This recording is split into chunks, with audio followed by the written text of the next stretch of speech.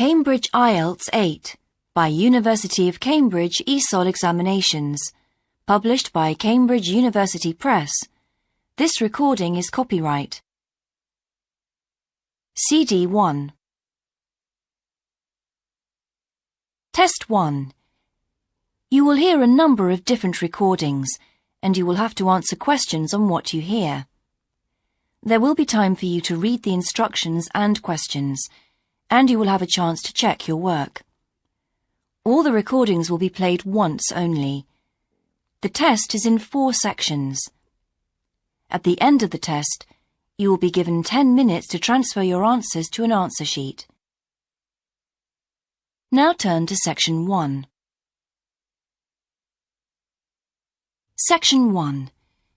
You will hear a conversation between 2 friends called George and Nina about a summer music festival. First, you have some time to look at questions 1 and 2.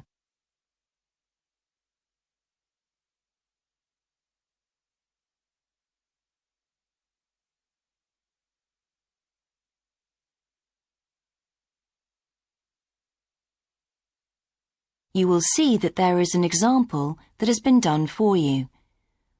On this occasion only, the conversation relating to this will be played first. Hi, George. Glad you're back. Loads of people have phoned you. Really? I felt just like your secretary. Sorry. I went into the library this afternoon to have a look at a newspaper and I came across something really interesting. What? A book? No, a brochure from a summer festival, mainly Spanish music. Look, I've got it here. George says that he found a brochure from a festival, so B has been circled as the answer. Now we shall begin. You should answer the questions as you listen, because you will not hear the recording a second time. Listen carefully and answer questions 1 and 2. Hi, George. Glad you're back. Loads of people have phoned you. Really? I felt just like your secretary. Sorry. I went into the library this afternoon to have a look at a newspaper and I came across something really interesting. What? A book? No, a brochure from a summer festival, mainly Spanish music. Look, I've got it here. Spanish music? I really love the guitar. Let's have a look. So what's this group, Guittarini? They're really good. They had a video with all the highlights of the festival at a stand in the lobby to the library, so I heard them. They play fantastic instruments, drums and flutes and old kinds of guitars. I've never heard anything like it before. Sounds great. Okay, shall we go then? Spoil ourselves? Yes, let's. The only problem is there aren't any cheap seats. It's all one price. Well, in that case, we could sit right at the front. We'd have a really good view. Yeah, though I think that if you sit at the back, you can actually hear the whole thing better. Yes. Anyway, we can decide when we get there. Before you hear the rest of the conversation, you have some time to look at questions 3 to 10.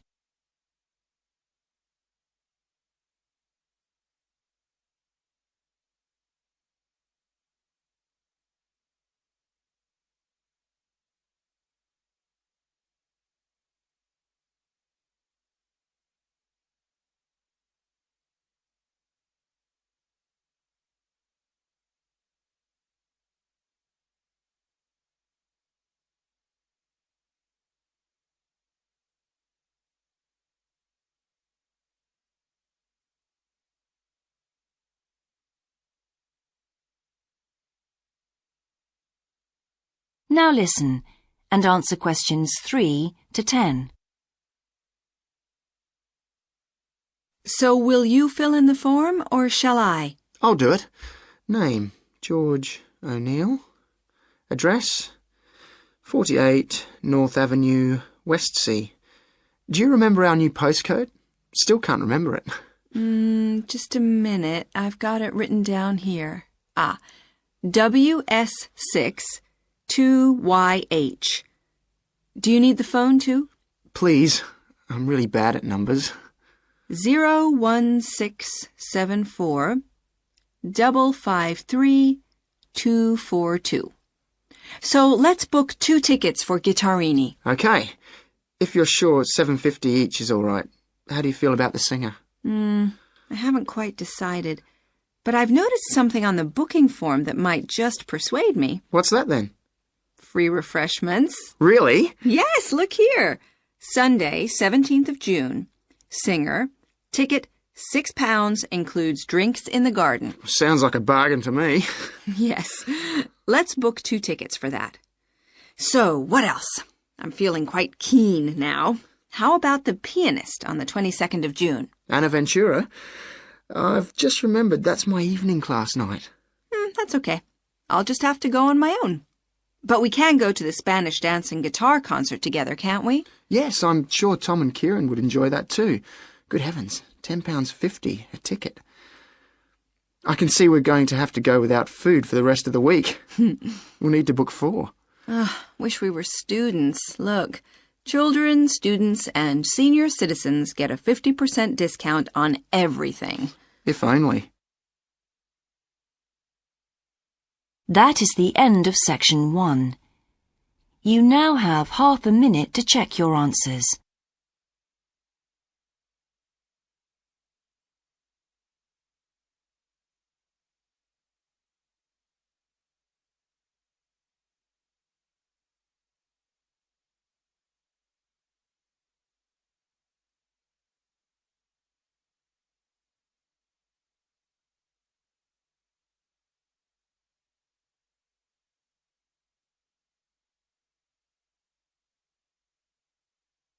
Now turn to section 2.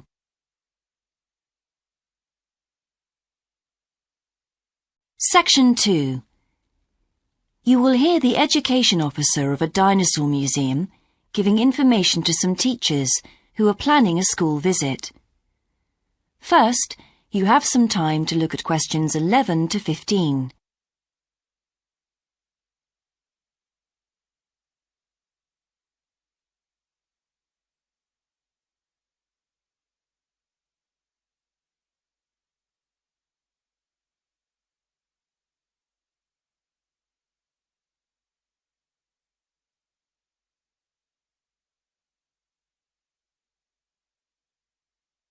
Now listen carefully and answer questions 11 to 15.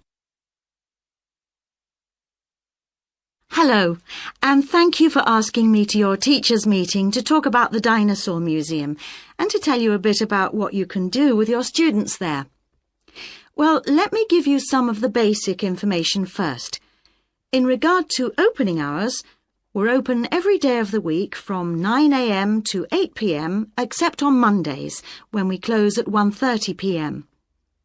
And in fact, the only day in the year when we're closed is on the 25th of December. You can book a guided tour for your school group any time that we're open. If you bring a school group to the museum, when you arrive, we ask you to remain with your group in the car park.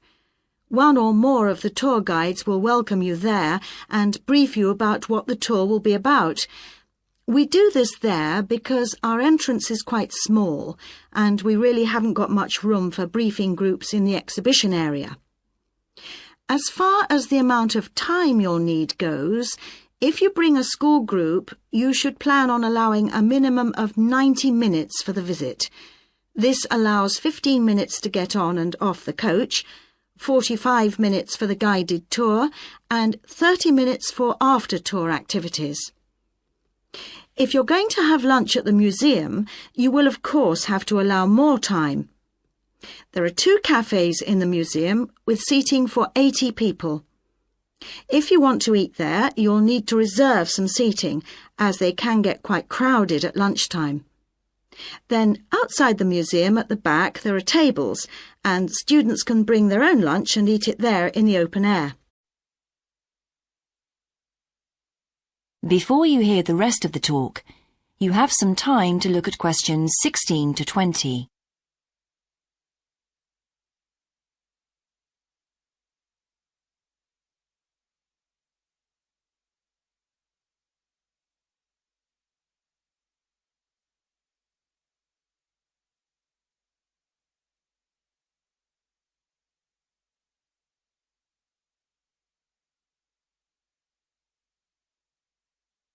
Now listen and answer questions 16 to 20.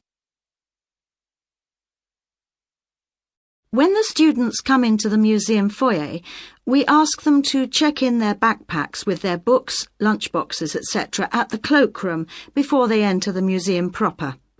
I'm afraid in the past we have had a few things gone missing after school visits, so this is a strict rule. Also, some of the exhibits are fragile and we don't want them to be accidentally knocked. But we do provide school students with handouts with questions and quizzes on them. There's so much that students can learn in the museum, and it's fun for them to have something to do. Of course, they'll need to bring something to write with for these. We do allow students to take photographs. For students who are doing projects, it's useful to make some kind of visual record of what they see that they can add to their reports.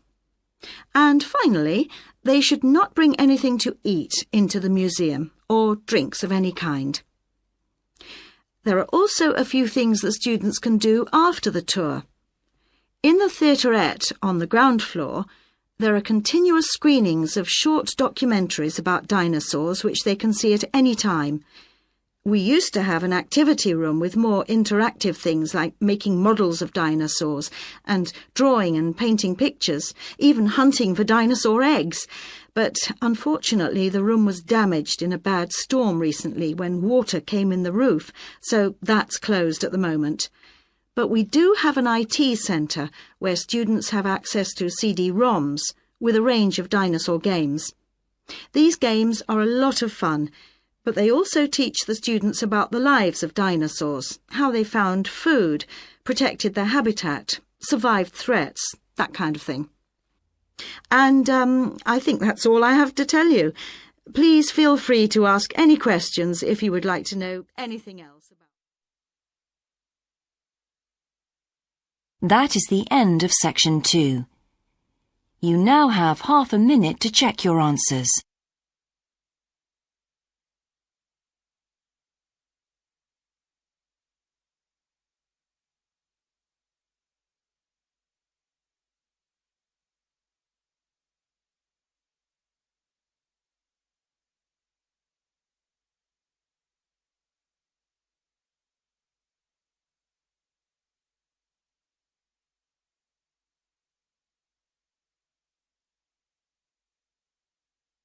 Now turn to section 3.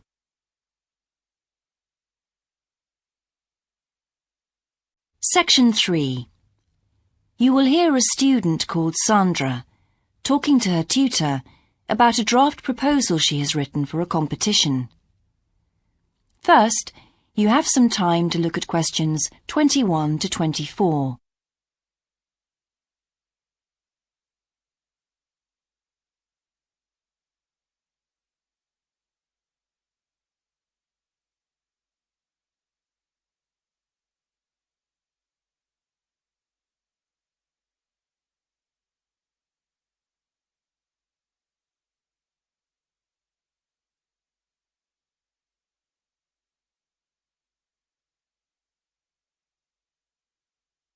Now listen carefully and answer questions 21 to 24. Right, Sandra. You wanted to see me to get some feedback on your group's proposal, the one you're submitting for the Geography Society field trip competition. Uh-huh. I've had a look through your proposal, and I think it's a really good choice. In fact, I only have a few things to say about it, but even in an outline document like this, you really have to be careful to avoid typos and problems with layout in the proposal, and even in the contents page. So read it through carefully before submitting it, okay? Will do. And I've made a few notes on the proposal about things which could have been better sequenced. Okay. As for the writing itself, I've annotated the proposal as and where I thought it could be improved. Generally speaking, I feel you've often used complex structures and long sentences for the sake of it, and as a consequence, although your paragraphing and inclusion of subheadings help, it's quite hard to follow your train of thought at times. Oh, So, cut them down a bit, can you? really? Yes, and don't forget simple formatting like numbering. Didn't I use page numbers? I didn't mean that. Look, you've remembered to include headers and footers, which is good, but listing ideas clearly is important. Number them or use bullet points, which is even clearer. Then you'll focus the reader on your main points. I thought your suggestion to go to the Navajo Tribal Park was a very good idea. No, I've always wanted to go there. My father was a great fan of cowboy films and the Wild West, so I was subjected to seeing all the epics, many of which were shot there. As a consequence, it feels very familiar to me, and it's awesome, both geographically and visually. So it's somewhere I've always wanted to visit. The subsequent research I did and the online photographs made me even keener. Before you hear the rest of the conversation, you have some time to look at questions 25 to 30.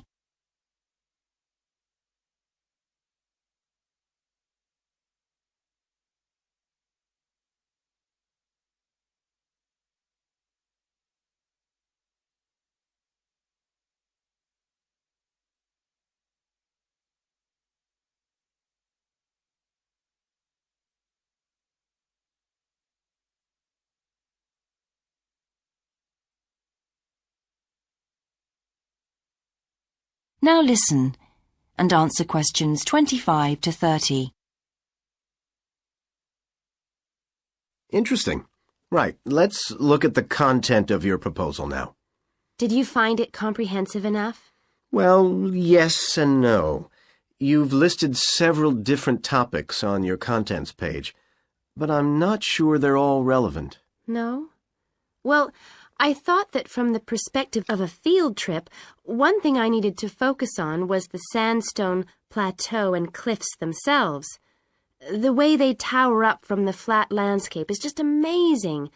The fact that the surrounding softer rocks were eroded by wind and rain, leaving these huge outcrops high above the plain.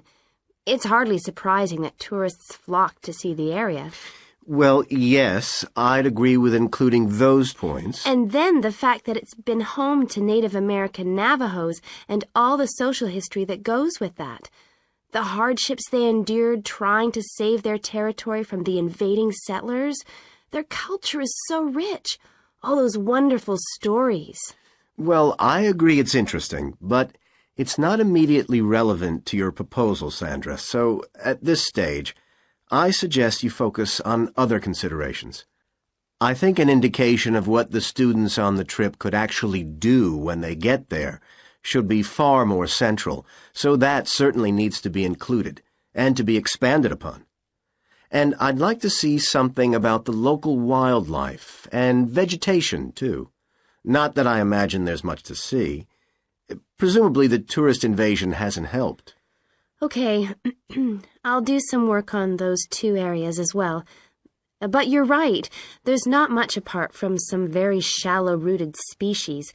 Although it's cold and snowy there in the winter, the earth is baked so hard in the summer sun that rainwater can't penetrate. So it's a case of flood or drought, really. So I understand. Now, before we look at everything in more detail, I've got a few factual questions for you. It would be a good idea to include the answers in your finished proposal, because they're missing from your draft. Fine. So you mentioned the monoliths and the spires, which was good. But what area does the tribal park cover? Do you know? 12,000 hectares, and the plain is at about 5,850 meters above sea level. Larger than I expected. Okay, where's the nearest accommodation? That's a practical detail that you haven't included.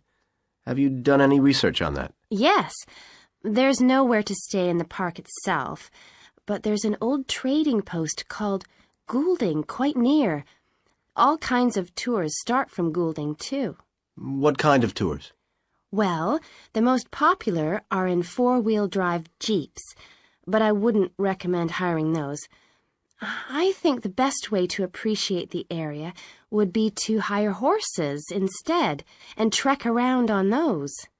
Biking is not allowed, and it's impossible to drive around the area in private vehicles. The tracks are too rough. Okay. Lastly, what else is worth visiting there? There are several caves, but I haven't looked into any details. I'll find out about them. Okay, good. Now what I'd like to know is more about... That is the end of section 3. You now have half a minute to check your answers.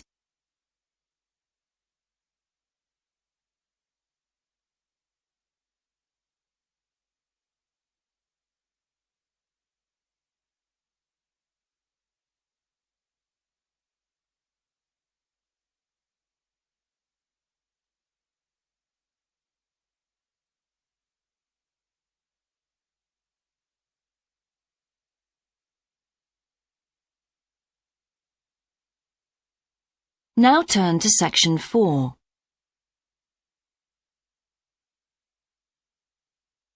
Section 4.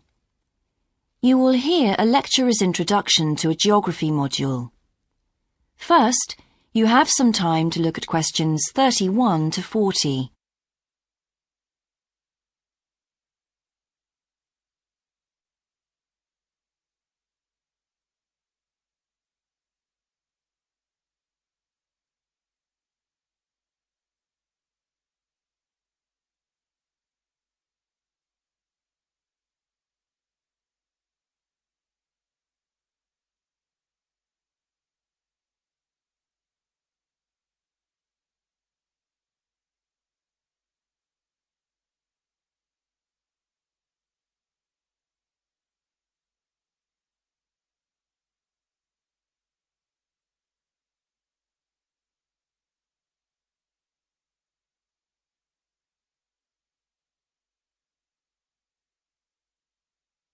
Now listen carefully and answer questions 31 to 40. So, welcome to your introductory geography lecture. We'll begin with some basics. Firstly, what do we learn by studying geography? Well, we learn a great deal about all the processes that have affected and that continue to affect the Earth's surface. But we learn far more than that, because studying geography also informs us about the different kinds of relationships that develop between a particular environment and the people that live there. Okay, we like to think of geography as having two main branches. There's the study of the nature of our planet, its physical features, what it actually looks like, and then there's the study of the ways in which we choose to live and of the impact of those on our planet. Our current use of carbon fuels is a good example of that. But there are more specific study areas to consider too, and we'll be looking at each of these in turn throughout the semester. These include biophysical geography, by which I mean the study of the natural environment and all its living things. Then there's topography. That looks at the shapes of the land and oceans. There's the study of political geography, and social geography too, of course, which is the study of communities of people. We have economic geography, in which we examine all kinds of resources and their use, agriculture, for example. Next comes historical geography, the understanding of how people and their environments and the ways they interact have changed over a period of time.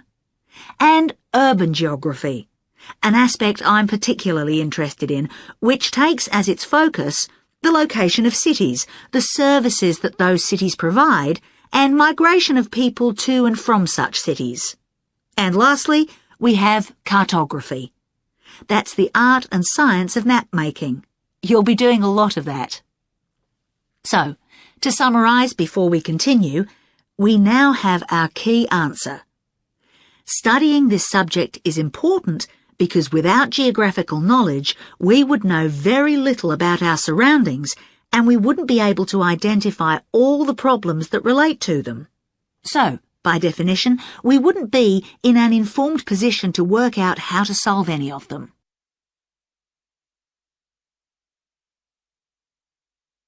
OK, now for some practicalities. What do geographers actually do? Well, we collect data to begin with. You'll be doing a lot of that on your first field trip. How do we do this? There are several means. We might, for example, conduct a census, count a population in a given area perhaps.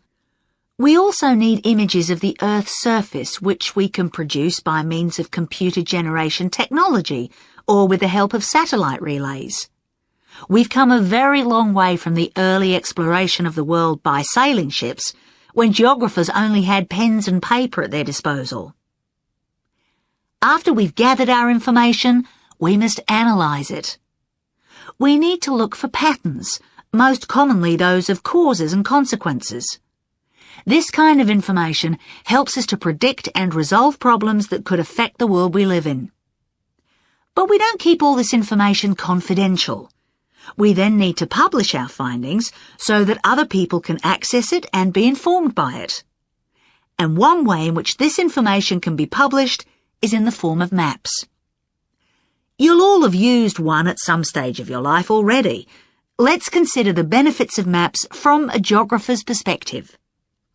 Maps can be folded and put in a pocket and can provide a great store of reference when they're collected into an atlas. They can depict the physical features of the entire planet if necessary, or just a small part of it in much greater detail. But there is a drawback. You can't exactly replicate something that is three-dimensional, like our planet, on a flat piece of paper, because paper has only 2 dimensions. And that means there'll always be a certain degree of distortion on a map. It can't be avoided. We can also use aerial photographs, pictures taken by cameras at high altitude above the Earth. These are great for showing all kinds of geographical features that are not easy to see from the ground. You can easily illustrate areas of diseased trees, or how much traffic is on the roads at a given time, or information about deep seabeds, for example. Then there are Landsats. These are satellites that circle the Earth and transmit visual information to computers at receiving stations. They circle the Earth several times a day and can provide a massive information. You'll all be familiar with the information they give us about the weather, for example. So what we're going to do now is look at a short presentation in which you'll see all these tools. That is the end of section 4. You now have half a minute to check your answers.